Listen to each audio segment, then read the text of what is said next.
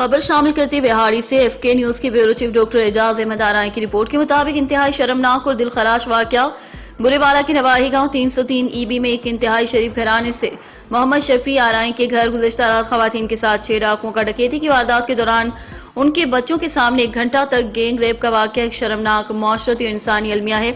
اس واقعے کے بعد پولیس کی جانب سے میڈیا کو صرف اسی لیے متاثرہ خواتین سے دور رکھا جا رہا ہے کہ یہ واقعہ قانون نافذ کرنے والے اداروں کی نااہلی شمار ہوگا، اور اگر میڈیا پر یہ واقعہ ہائی لائٹ ہوتا ہے تو کچھ ہوگا جو ہوگا۔ گزشتہ روز آئی جی پنجاب نے ایک جعلی پولیس مقابلے کے ذمہ دار پولیس افسران کے ساتھ کیا۔